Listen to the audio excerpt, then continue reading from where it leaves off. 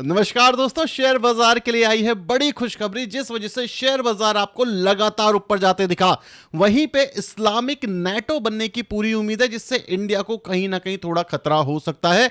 और इसी के साथ साथ कौन से म्यूचुअल फंड अच्छे हैं ये डिस्कस करेंगे और लेंगे आपके क्वेश्चंस। सो मेरा नाम है अभिषेक उपाध्याय, आप देख रहे हो कॉफी थिंकर्स। अगर आपको लॉजिकल प्रैक्टिकल वीडियो पसंद है तो ये चैनल आपके लिए है। तो सबसे पहले सब्सक्राइब कर दो, वीडियो को लाइक कर दो, आपके लिए फ्री है, इससे मेरी काफी हेल्प होती है। शुरू करते हैं वीडियो। तो सबसे पहले शुरू करते हैं इंडिया के खतरे से, क्योंकि यहां पे इस्लामिक नेटो बनने की तैयारी हो रही है।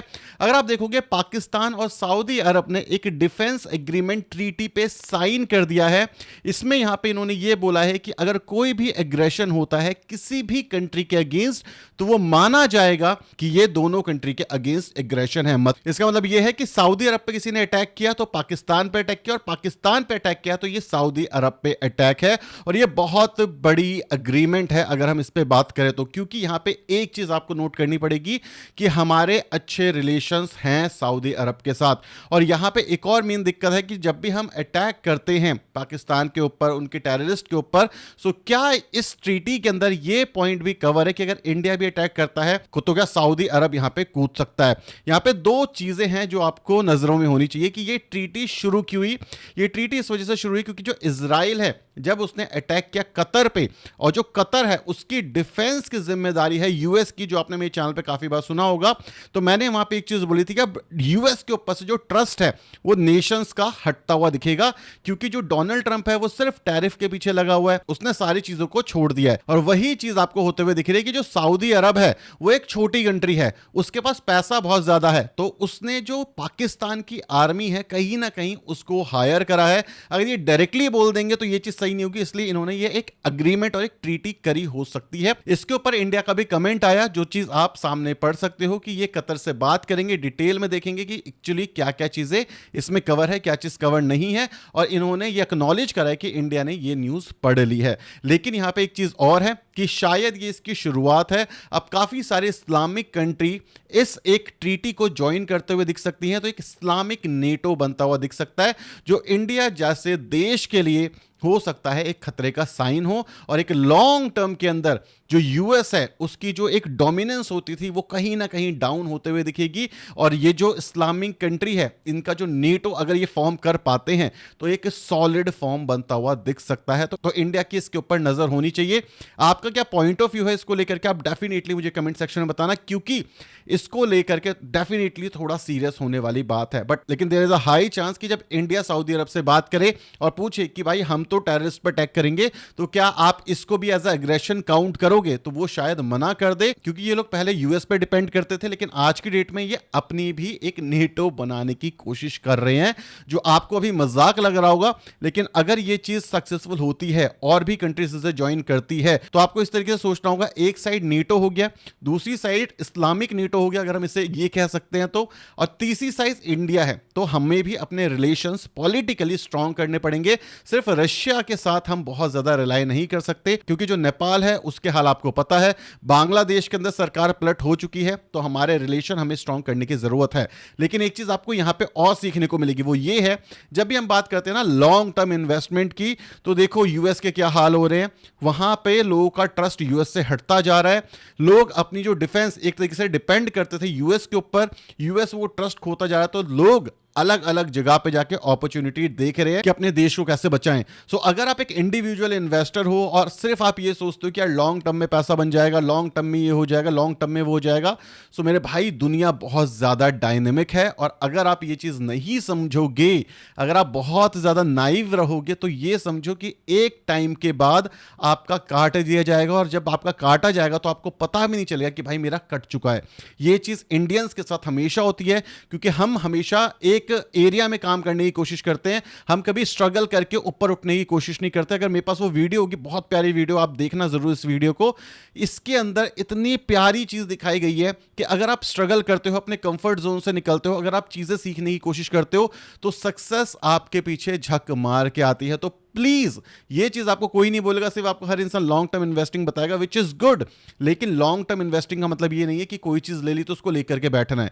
आप ये समझो चीजें अपडेट होंगी, ग्लोबल पॉलिटिक्स अपडेट होगी, आपका म्यूचुअल फंड अपडेट होगा, पोर्टफोलियो अपडेट होगा, कभी इंडिया अच्छा लगेगा, कभी यूएस अच्छा लगेगा, कभी कहीं और अच्छा लगेगा, कभी गोल्ड अच्छा लगेगा, कभी सिल्वर अच्छा लगेगा।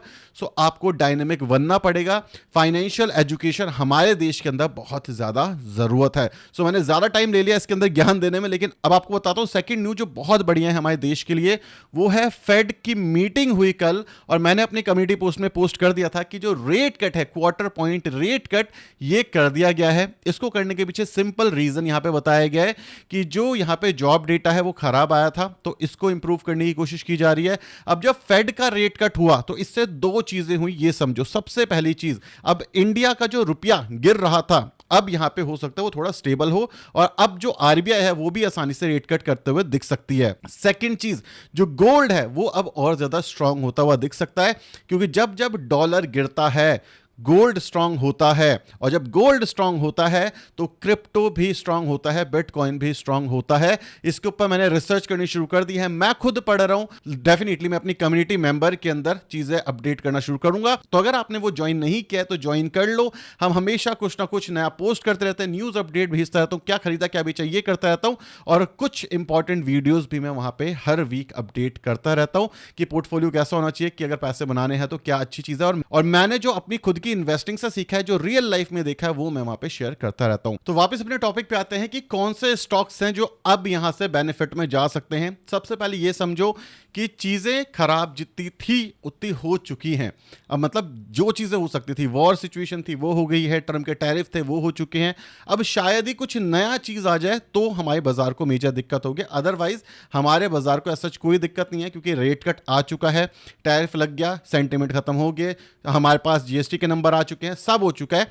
तो बुरी चीज खत्म हो चुकी है और अच्छी चीज ने अभी रिजल्ट देना शुरू नहीं करा है। जो जीएसटी का रिफॉर्म आया जिस वजह से रिसेंट क्वार्टर के अंदर सेल्स के नंबर गिरेंगे, लेकिन आप ये समझो इसका इंपैक्ट बहुत लंबा होने वाला है। तो मोस्ट प्रोबेबली यहां से जो हमारा बाजार है वो एक अच्छी रैली के साइड जाता हुआ दिख सकता है। तो क्या मुझे ये लगता है कि यहां से बहुत बड़ी रैली आ सकती है? मुझे ये लगता है कि निफ्टी अब बहुत जल्दी अपना ऑल टाइम हाई हिट करता हुआ दिख सकता है, और अगर ब्रेकआउट हो जाए तो लार्ज कैप के अंदर एक अच्छी ग्रोथ आते हुए दिख सकती है।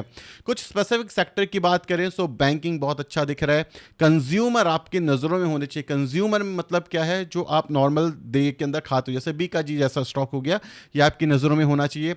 तीसरी चीज, अब यहां पे अगर जब रिकवरी आएगी तो जैसे कैम्स हो गया, बीएससी हो गया, एनएससी हो गए, ये स्टॉक्स आपकी नजरों में होने चाहिए, क्योंकि अब जब रिकवरी आएगी तो ये स्टॉक्स बहुत तेजी से बढ़ते हैं और एक डिसेंट डिस्काउंट पे मिल रहे हैं। आईटी आपकी नजरों में होना चाहिए। मैंने कुछ टाइम पहले आईटी के ऊपर वीडियो बनाई थी, नंबर ऑफ स्टॉक्स थे, इंडेक्स तो मैंने वहां पे डिस्कस नहीं किया था, बट नंबर ऑफ स्टॉक्स मैंने वहां पे डिस्कस करे थे।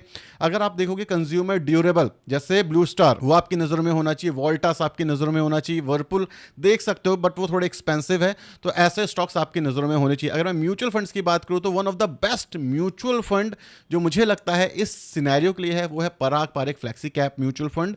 देखो आप यहां पे इसकी रिकवरी बहुत ज्यादा अच्छी है, और जो इसका पोर्टफोलियो है वो करंट सिचुएशन के लिए बेस्ट है। जैसे प्राइवेट बैंक्स है, इन्वेस्टमेंट बैंकिंग है जहां पे आपको कैम्स वैम्स दिखते हैं, आईटी सर्विसेज है, फोर व्हीलर है, स्पेशलाइज्ड फाइनेंस, ये सारे सेक्टर बेनिफिट करने वाले हैं। किससे? जो हमारे रीसेंट इवेंट हो रहे हैं उस चीज से। कंज्यूमर के लिए आप निपॉन इंडिया कंज्यूमर फंड आता है, वो डेफिनेटली कंसीडर कर सकते हो। गोल्ड के लिए गोल्ड ईटीएफ डेफिनेटली आपको देखना चाहिए, लेकिन जो मैंने रिसेंटली सीखा है ये बता दूं मैं आपको कि देखो ईटीएफ के अंदर लिक्विडिटी इशू है। मैंने अभी तक जितने भी ईटीएफ खंगाले उसमें लिक्विडिटी इशू मुझे देखने को मिला ज्यादातर केसेस में, मतलब सेलर ही नहीं है दूसरी साइड या बायर ही नहीं है दूसरी साइड, तो वहां पे ना थोड़ी दिक्कत हो जाती है अगर हमें एग्जिट करना पड़े, क्योंकि अगर 30-40% का करेक्शन आ गया गोल्ड में गलती से, तो इस सिचुएशन में क्या हो जाएगा, इस सिचुएशन में हम एग्जिट नहीं कर पाएंगे। तो इसी वजह से म्यूचुअल फंड एक अच्छा ऑप्शन होगा। पहले मैं ईटीएफ पे ज्यादा रिलाई कर रहा था, लेकिन जब मैंने एनालाइज करा तो वहां पे रिजल्ट कुछ अलग आए, तो मैं म्यूचुअल फंड के थ्रू गोल्ड में इन्वेस्ट करूंगा। फिजिकल गोल्ड मैं खरीद रहा हूं, और जो पैसा मुझे गोल्ड के अंदर इन्वेस्ट करना, जो मैं शायद इन फ्यूचर गोल्ड खरीदूं उससे, वो पैसा मैं म्यूचुअल फंड के थ्रू डाल रहा हूं। तो ये चीज मैं करने की कोशिश कर रहा हूं। अब एक लास्ट चीज आपको और समझ आनी चाहिए कि जो डॉलर है ये अपना डोमिनेंस धीरे धीरे खो रहा है। अगर आप बाजार को ध्यान से देख रहे होगे, तो अगर आप पॉलिटिक्स को देख रहे होगे, हम एक ऐसे एरा में जी रहे हैं जहां पे आपको शायद ग्लोबल करेंसी चेंज होते हुए दिख जाए अगले 10-20 साल के अंदर। मतलब पहले अगर आप देखोगे तो प्रोचुगी इसको मैं सही से प्रोनाउंस नहीं कर पा रहा, तो उसका जो पैसा था वो एक ग्लोबल करेंसी था। उससे पहले बार्टर सिस्टम था, अब वापस से जो डॉलर आया है और डॉलर को मतलब 100 साल से ज़्यादा हो चुका है, तो बहुत जल्दी ये डाउन होता हुआ दिख सकता है, क्योंकि हर 100 साल के अंदर जो हिस्ट्री हमें बताती है उसके अंदर जो करेंसी है वो अपना डोमिनेंस खोती है एंड देन जो नेक्स्ट करेंसी है वो बढ़ते हुए दिखती है। तो आपको ये देखना पड़ेगा कि क्या क्रिप्टो इसकी जगह ले सकता है। कल मैंने डाला था तो किसी ने बोला था यार क्रिप्टो नहीं ले सकता, क्रिप्टो रिस्की है, लेकिन यहां पे एक मस्त चीज बताता हूं कि जो क्रिप्टो है उसके अंदर डोनाल्ड ट्रंप का जो बेटा है उसकी काफी इन्वेस्टमेंट है और बहुत पैसा बनाया है डोनाल्ड ट्रंप ने इस तरीके की सिचुएशन करके, और क्रिप्टो ने बहुत पैसा बनाया है डोनाल्ड ट्रंप के लिए। तो जो यूएस है अगर वो एक्सेप्ट करना शुरू कर देता है क्रिप्टो, उसने बोला था कि भाई यूएस को मैं एक क्रिप्टो करेंसी वाला देश बना दूंगा, बैक कर दूंगा मैं उसको, वहां पे एक बढ़िया चीज है। सऊदी अरब के अंदर भी क्रिप्टो एक्सेप्ट होना शुरू हो चुका है, चाइना के अंदर भी क्रिप्टो एक्सेप्ट होता है काफी सारे सिचुएशन के अंदर। सो क्या इंडिया के अंदर भी अब क्रिप्टो एक नॉर्मल ट्रांजैक्शन के लिए यूज हो सकता है, या आरबीआई क्या इसको रेगुलेट कर पाती है अच्छे से या नहीं कर पाती, ये देखने वाली बात है। क्योंकि अगर रेगुलेट हो गया तो एक इतना सडन शिफ्ट होगा क्रिप्टो के अंदर कि एकदम से पंप आ सकता है। सो क्रिप्टो आपकी नजरों में होना चाहिए, और क्रिप्टो में भी मेन चीज है बिटकॉइन। ये डेफिनेटली बहुत हाई रिस्क वाला इन्वेस्टमेंट हो सकता है, लेकिन इसके ऊपर नजरें होनी चाहिए। मैं करीब 2-2.5 साल से आपके सामने वीडियोस बना रहा हूं, लेकिन इतना शायद ही मैं कभी आपको ओपनली बात करता हुआ दिखूंगा इसके बारे में। लेकिन जो चीजें दिख रही हैं सामने उसको देख करके लगता है कि भाई गोल्ड और क्रिप्टो एक अच्छे ऑप्शंस हो सकते हैं, क्योंकि हम बहुत ही बड़ा एरा विटनेस कर रहे हैं यहाँ पे। अब बात कर लेते हैं कुछ क्वेश्चंस के बारे में, क्योंकि ये इंपॉर्टेंट है। तो सबसे पहला क्वेश्चन है वीनो जिंदल जी का, and thank you so much sir, आपने रिसेंटली कम्युनिटी ज्वाइन करी है। इनका क्वेश्चन है कि 1000 शेयर है मेरे पास स्टॉक की, जिसका नाम है housing and urban development corporation, तो क्या इसके अंदर एवरेज डाउन करने की जरूरत है? अगर मैं रिसेंटली देखूँ तो यहाँ पे एक रिकवरी मूड डेफिनेटली दिख रहा है। आप किस प्राइस पे, शायद आपने ये चीज मेंशन नहीं किया, हाँ 240 रुपीज के प्राइस के ऊपर आपके पास है, तो 240 तो ऑलरेडी ये पहुंचने वाला है, तो एवरेज डाउन आपको करने की जरूरत नहीं, जस्ट मेरे हिसाब से वेट एंड वॉच करने की देखना चाहिए आपको। 246 इसका एक रेजिस्टेंट बनता है, तो 246 के आसपास ये रुकता है, इसके बाद ही यहाँ पे इन्वेस्ट करना चाहिए। मेरा पॉइंट ऑफ व्यू ये रहेगा, क्योंकि अगर हमने इन्वेस्ट कर दिया है तो डाउन साइड एवरेज अगर किसी कंपनी में आप करते हो तो ये होना चाहिए कि उसकी रिकवरी अच्छी होनी चाहिए। अभी ये कंसोलिडेशन में, तो यहाँ पे मेरे हिसाब से डाउन साइड एवरेज नहीं करना चाहिए, और डाउन साइड एवरेज करने से जितना हम बचेंगे ना उतना अच्छा होता है, क्योंकि ये एक फॉलिंग नाइफ है। अगर कई बार कुछ ऐसे स्टॉक्स होते हैं जो कंसोलिडेशन में चले जाते हैं, जैसे डीमार्ट 5 साल तक नहीं चला और अब जाके चल रहा है, तो पैसा नहीं बनाया, और जो एवरेज डाउन करते रहे उन्होंने एवरेज डाउन किया। तो मेरे हिसाब से रीसेंट एक ब्रेकआउट मिल जाए उसके बाद यहां पे पैसे डालने का सही सेंस बनेगा। एवरेज मत करो, क्योंकि एवरेज करने के लिए इतना कोई स्कोप है नहीं। 223 पे मिल रहा है, 240 पे आपका, तो कोई फायदा नहीं है मेरे हिसाब से, तो होल्ड करना चाहिए इसको, कुछ और नहीं करना चाहिए। समीर सैन जी का क्वेश्चन है, बहुत अच्छा क्वेश्चन है। ये क्या सर, मैं regular view, so thank you so much Sameer ji. ये कहते हैं कि इनको पोर्टफोलियो के अंदर इन्वेस्ट करना है, इनके पास इस तरह पर एचडीएफसी है, मोतीलाल है, फ्लेक्सी पराग पारिक फ्लेक्सी कैप है, 20,000 की एसआईपी कर रहे हैं, टाटा, निप्पॉन इंडिया, बंधन, ये 3 स्मॉल कैप में इन्वेस्ट करना चाहते हैं। ये कह रहे हैं कि 3 स्मॉल कैप लेना चाहिए या 2 लेने से काम हो जाएगा, और 2 लेना है तो कौन सा लेना है? निप्पॉन इंडिया का एयूएम में क्या दिक्कत लगती है? सर सबसे पहली चीज़, स्मॉल कैप इस समय पे बहुत ज़्यादा वॉलेटाइल है, तो थोड़ा सा दिक्कत रहेगा मेरे हिसाब से। फॉर नाउ एटलीस्ट 3 से हम शुरू कर सकते हैं। अगर मैं आज शुरू करता स्मॉल कैप की तो मैं 3 से शुरू करता। सबसे ज़्यादा एलोकेशन मेरे समय पे बंधन में होता, दूसरा एलोकेशन मेरा इस समय पे टाटा में होता, और तीसरा एलोकेशन मेरे समय पे निप्पॉन इंडिया में होता। इससे क्यों कह रहा हूं मैं? क्योंकि अगर आप रिटर्न पर्सपेक्टिव से देखोगे तो इनके रिटर्न्स रीसेंट क्वार्टर्स में अच्छे हैं, और जो मैंने देखा है लास्ट कुछ टाइम से, जब एक म्यूचुअल फंड अच्छे रिटर्न्स देता है तो एटलीस्ट 2-3 साल तक वो अच्छे रिटर्न्स देता है। तो अगर हम इन्वेस्ट कर ही रहे हैं तो तब करें जब उन म्यूचुअल फंड में थोड़ा डिस्काउंट दिखे, मतलब मार्केट में थोड़ा करेक्शन दिखे। दूसरी चीज, जो टॉप परफॉर्मिंग हो तो हम उससे शुरू करें। अब ये पास्ट रिटर्न फ्यूचर के रिटर्न गारंटी नहीं करते, विच इज टोटली ट्रू, लेकिन पोर्टफोलियो में जब मोमेंटम आता है तो मोमेंटम कुछ टाइम तक कैरी ऑन कर सकता है। तो पहली चीज, हमें इन 3 म्यूचुअल फंड से इस एलोकेशन में शुरू करना चाहिए कि सबसे पहले Bandhan, then Tata, then Nippon India. और इसके बाद क्या करना है, हमें 6 महीने तक इसको एनालाइज करना है कि मार्केट कितने रिटर्न दे रही है और हमारा पोर्टफोलियो कितने रिटर्न दे रहा है। तो जो पोर्टफोलियो ज्यादा रिटर्न दे रहा है उस पर्टिकुलर टाइम के अंदर, हमें फिर उसके अंदर अपनी एलोकेशन बढ़ानी है। इससे क्या हो जाएगा कि जो मोमेंटम आ रहा है म्यूचुअल फंड के पोर्टफोलियो में, इसका हम सही से फायदा उठा पाएंगे। लोग ये चीज नहीं समझते, ये चीज समझनी पड़ेगी कि कुछ पोर्टफोलियो कुछ सिचुएशन के लिए अच्छे होते हैं, कुछ पोर्टफोलियो कुछ सिचुएशन डिसीजन के लिए बुरे हो सकते हैं। ठीक है, तो ये हमें मॉनिटर करना पड़ेगा 6 महीने में। रही बात आपका लास्ट क्वेश्चन कि निप्पॉन इंडिया के स्मॉल कैप के एयूएम को लेकर के आप दिक्कत हो, मत परेशान हो, उसका एयूएम बढ़ रहा है, कोई बात नहीं, लेकिन आपको ये चीज समझनी पड़ेगी कि इससे ज्यादा का एयूएम था, करेक्ट होने का एयूएम कम हो गया है। जब मार्केट एक्सपेंड करती है तो एयूएम बढ़ जाता है, जब मार्केट कॉन्ट्रैक्ट करती है तो एयूएम गिर जाता है। एयूएम का सिंपल सा मतलब यह है कि म्यूचुअल फंड को ज्यादा स्टॉक में इन्वेस्ट करना पड़ेगा। इसी वजह से जो इनका पोर्टफोलियो है इसके अंदर ये करीब 2% 3% ऐसे इन्वेस्ट करते हैं हर एक स्टॉक के अंदर, ताकि एंट्री और एग्जिट आसानी से ये कर पाए। तो एयूएम को लेकर के चिंता करने की एज सच मुझे नहीं लगता कोई मेजर दिक्कत वाली बात है। एयूएम इवन ये भी डिनोट करता है कि ये म्यूचुअल फंड बहुत अच्छा काम कर रहा है। एयूएम के ऊपर डेफिनेटली आपकी नजरें हो सकती है, इसलिए थोड़ा बहुत एलोकेशन कम ज्यादा कर सकते हो, लेकिन मुझे नहीं लगता कि कुछ एज सच मेजर दिक्कत वाली बात है।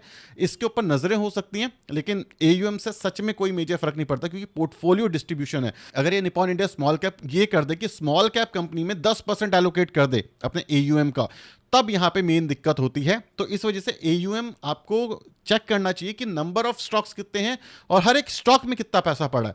तो इस वजह से लेकिन निप्पॉन इंडिया के एयूएम से कोई दिक्कत नहीं, पोर्टफोलियो उन्होंने वेल डाइवर्सिफाई रखा हुआ है। सुब्रता देवनाथ सर का कमेंट है, ये कह रहे हैं कि डिटेल वीडियो चाहिए टाटा स्मॉल कैप एंड बंधन पे। सर आपने बोला और ये बन जाएगी, आप कमेंट करते रहो, हम वीडियो बनाते रहेंगे और बहुत जल्दी लेकर के आऊंगा। इनका क्वेश्चन ये है, मुकेश जी का नेक्स्ट क्वेश्चन है, अभी चोलामंडलम ले सकते हैं? सर नहीं ले सकते। क्यों लेना है आपको अब चोलामंडलम?